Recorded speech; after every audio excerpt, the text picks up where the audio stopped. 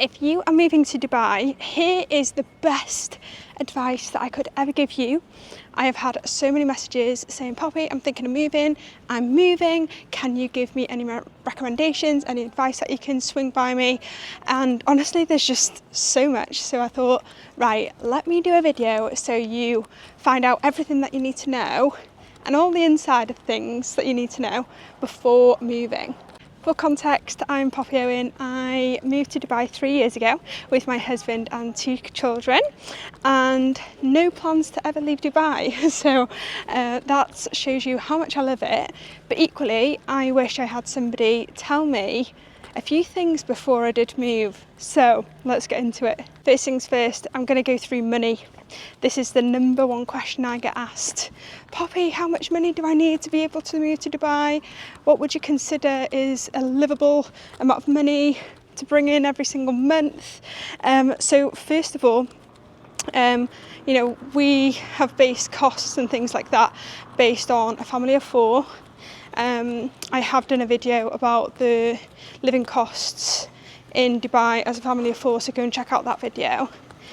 So it purely depends on how many people are in your family, what kind of job you have as well. And, for context, we are self-employed, so we don't get anything paid for us. We have to fund everything ourselves. So the annoying answer is it all depends on the size of your family, how you like to live your life, etc., etc.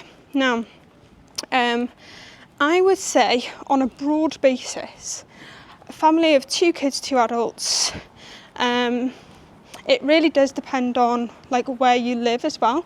Now, if you're wanting to move down to Marina or somewhere down the front, it's going to be quite costly in terms of rent per year down that end. Where we live in Damac Hills too, it is a bit more affordable. So I'm going to base this on if you want to live further back into the desert or something. I'm going to say a comfortable amount of living expenses and to survive in Dubai on a family of 4 is probably about £10,000 a month. Now that is including everything like rent, car, school fees, food, entertainment, clubs, bills, everything basically. So that is the minimum I would say just to live a comfortable life and to be able to afford everything. However, if you wanted to live more down the Marina side, I'd probably say maybe £15,000. What that looks like in dirham. So with £10,000 a month, that's 50,000 dirham a month. And then you've got £15,000 a month if you want to live more on the top end. You're looking at around, doing quick maths, I don't know, 80,000 dirham maybe a month to survive. So yeah, it all depends on how you like to live your life. Do you know what I mean? It's do you want a villa? Do you want an apartment? So what I would probably do is look at the costs of what we spend and then figure out we'd want that or less of that, and then kind of figure it out based on how you like to live. Now, for example, we don't do quite flashy things, we don't do a lot of entertainment as such, expensive entertainment. We do find a lot of free things to do in Dubai and stuff. So yeah, that's just relative to our family and what we like to do and how we like to live our life as well. Another thing about money as well is how much money you need to move to Dubai. So with Dubai, there's a lot of setup costs. So setup costs in terms of getting your Emirates ID and your visa. You need to pay a chunk for your rent per month as well, because they do it in checks here, which is bulk payments. So when we first moved here 3 years ago, we had to pay 2 checks, so 2 like 6-month payments up front. So yeah, it can be quite a lot of money, especially when you first move. So make sure if you're coming over, you have a good amount of savings. I'm going to say, for total transparency, is that when we moved, we probably had about £50,000 in savings. And I'm going to say a good 30 to 40k of that literally went on setup costs. Granted, it was for the year and things like that, but yeah, it's quite a lot to spend setting up your life as well. Now, in that, we did set up a business, so there's that registering the business costs and stuff like that as well, but that's just as like the first year of moving here, you are going to spend a lot.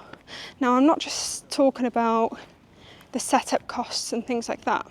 I'm talking about when you're here, it's almost like a holiday, and there's so many new things to do, so many new areas to explore.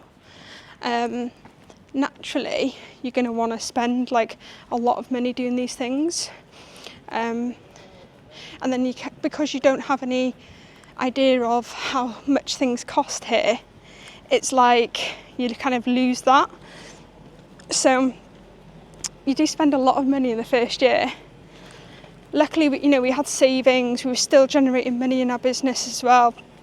So like first year here, we were like loving it. We were like, it's like monopoly money. So yeah, just be mindful of that. The first year you are going to spend a lot, and even things like if you're renting somewhere that hasn't got any furniture, it's about like picking out furniture and spending money on furniture to furnish your house and things like that. So there is a lot of like setting up costs as well. So yeah, because you're basically building a home from scratch, right? So I mean, a lot of people do ship over their furniture, from the UK to Dubai. You're going to pull in about £2,000 or £3,000 doing that. So it's up to you, isn't it, in terms of like what you value, like what you want. So yeah, when you decide that you're going to move to Dubai, there is a lot of hoops that you have to jump through just to get anything signed off. So for example, when we decided to move, we were like, oh my God, like where do we even begin to make the move? Because there's so many legalities that we needed, like Emirates ID, we needed to set up our business, we needed somewhere to rent, like all these things, and there's a whole process for those kind of things, and it's not just an easy straightforward process that you can do online. No. It's the opposite in Dubai. Like everything is done like manually through a human, or if you do it online, it's all in Arabic, so no chance of that. So yeah, it's a lot. There's a lot of things to go through. So what I would suggest is if you can spare the expense, then it's about finding someone who is an expert in that thing and then paying them to do it for you, essentially, unless you want the headache, right? So yeah, so there's a lot of paperwork, so don't feel like, oh my God, we're never going to be able to move or get there, because you've just got to look at it as, right, we just sign one paper at a time, we attest one document at a time, we just get to the next thing, and then next thing you know, you're like, right, okay, all ready to go. So it is a lot, I can vouch for that, and it can be a bit overwhelming at times as well, but yeah, I would suggest just taking it slow, step by step, with anything. And the thing is with Dubai as well is that they're very chill, nothing's done in a rush, whereas the UK is very opposite. It's like urgency, like we need urgency now and we need to do it now. Yeah, Dubai is not like that at all, so that's something to consider. Okay, so when you do come here, people are like, oh, you know, independent on where you live and stuff like that. Because we live quite far out, we do need to literally drive everywhere. So for us, like getting a car was a super priority. We didn't want to buy something because we just wanted to kind of suss out what Dubai was like and how things operate here. So we decided to rent a car, and we haven't done anything else since. We've just rented a car on a monthly basis for flexibility and for cash flow purposes as well. So yeah, there's so many options, there's so many different companies that you can rent a car from. Equally, there's lots of places that you can buy a car from. But what I would say is, if you want to buy a car, they do like a credit check.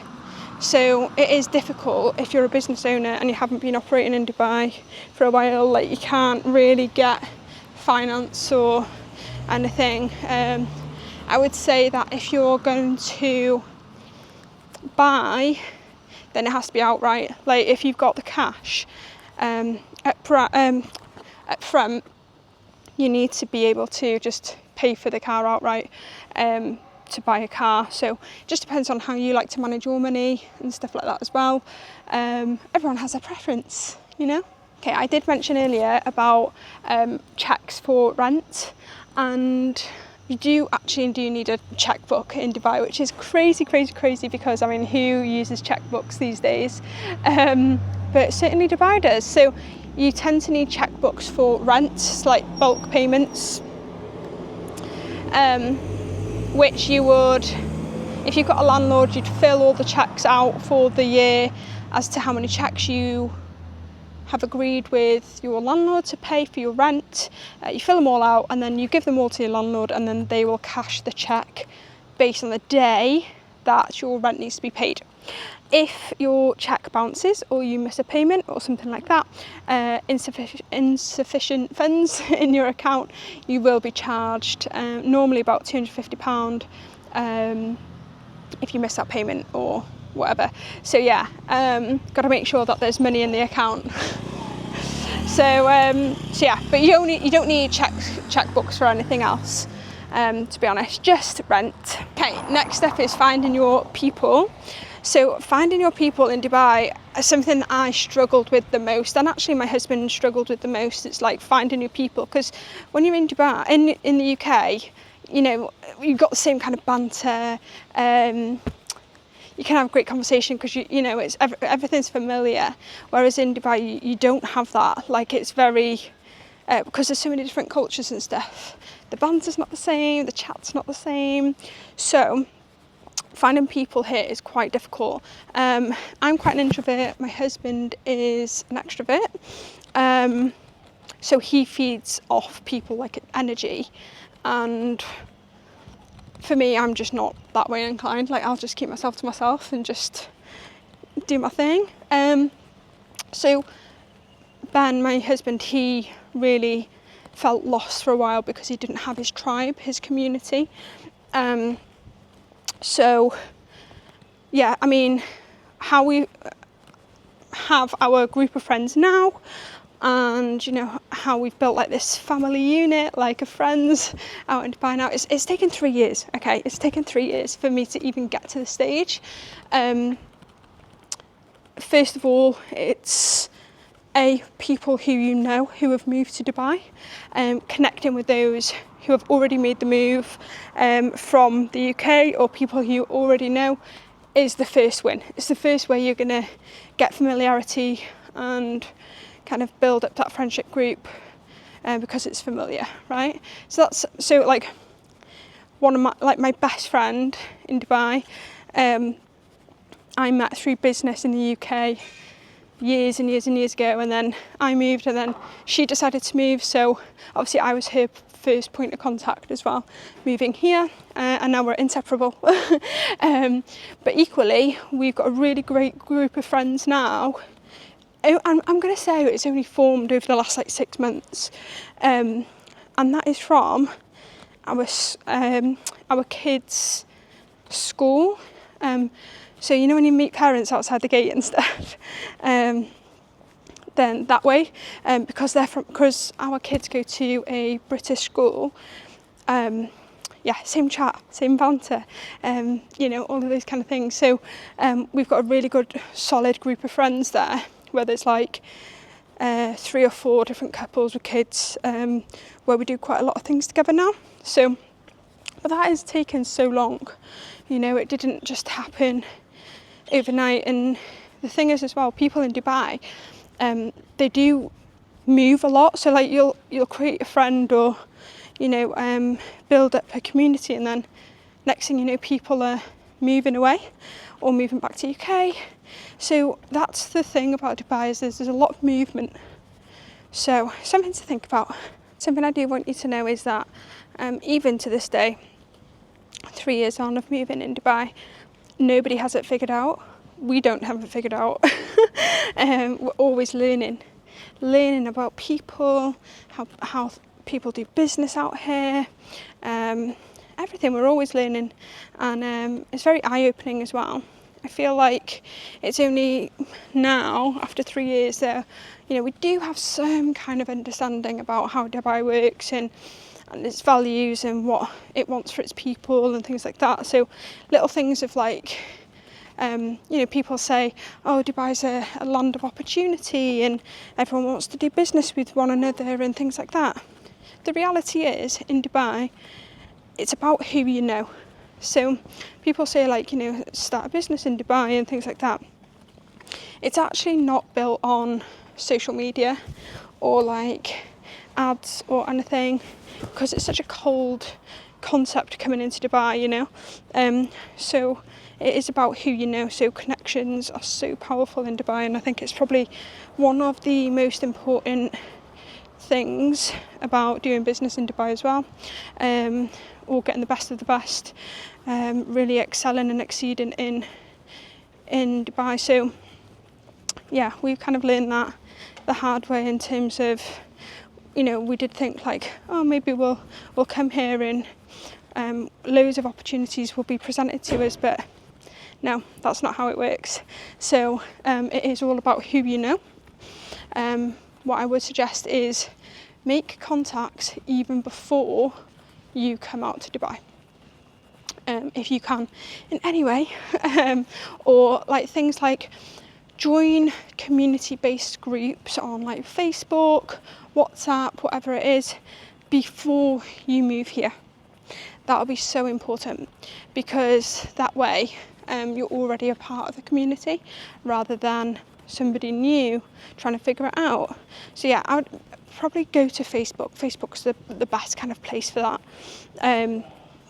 Whether it's business, families, kids, anything like that, go and find your group. Another thing people ask me is, what school is the best place to go and all of this. The reality is, I don't know. I don't know the answer to that. Our experience was, we went to go and see 2 schools.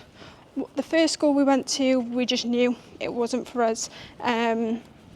Nothing wrong with the school, it's just the vibe wasn't there for us, so we just kind of knew. And then the second school was just around the corner from our community, so it was a natural thing of like, oh, okay, it's British school, it's around the corner, it's the most convenient, but it equally has really high standards as well. So we only seen 2. My advice would literally just be, go and see what kind of curriculum you want, the distance from your community, and yeah, base your decision on that. Everyone's going to have their own advice, judgment on school. So yeah, this is one for you to figure out, to be honest. And also, like, fees come into that picture as well, right? So it depends on how much you want to spend on education, what do you value, little things like that, essentially. So have a think about that. Well, a big one, actually. So many people ask me this in terms of like, they say, oh, I'm in this trade, is there enough work out in Dubai for me? So I'm going to be so honest that a lot of the trades, like, okay, I'm going to go through the male kind of trades, of like electrician, labourers, plasterers, builders, all of that kind of stuff. Dubai have so many range of people, and there's a lot of workers out here who will literally work for next to nothing, nothing near our standard of being paid in the UK. So their labour and the people of trade, those kind of trades don't get paid a lot at all. And they're normally working under like big companies for next to nothing. So it is difficult, I think, unless you start your own business and you do business with certain kinds of people at the money and the quality and the standard that you want. That's probably the best way. In terms of the women, trades like hairdressing, beauty, anything like that, how they operate business out here is very, very different. It's different because in Dubai, if you can't really rent a space, or you can't really, how do I put it? You can't rent a space, and you can't really just like work for someone, or you can, but it's like 50% commission. So it's just a whole different setup. It's a whole different way of doing business out here. So the best thing is setting up on your own, but you have to open a company in Dubai for those kind of things. Now, what I am going to say with this is, do not think like, oh, we'll move to Dubai and then I'll find a job. So many people get that wrong, because what tends to happen is the job market in Dubai is savage. Like, I am talking, like, somebody could apply for thousands and thousands and thousands of jobs and not hear anything, because there is always going to be somebody higher skilled who wants to get paid less, like happy to get paid less than you and your expectation. And it's so sad, like all the stories I hear of people coming to Dubai like wanting to make something of themselves and think it's going to be a better life, but then they're going to try and find a job and then they just don't have a job. So naturally they then go into real estate, which is so difficult. So what I would say is get a job before moving to Dubai. If you are solely coming to Dubai based on, if you solely have the intention of coming to Dubai and working in Dubai for somebody else, get a job before moving. People who have already got business in the UK and then moving over to Dubai, you won't have the same issue. Like, we didn't have the same issue because we had an online business.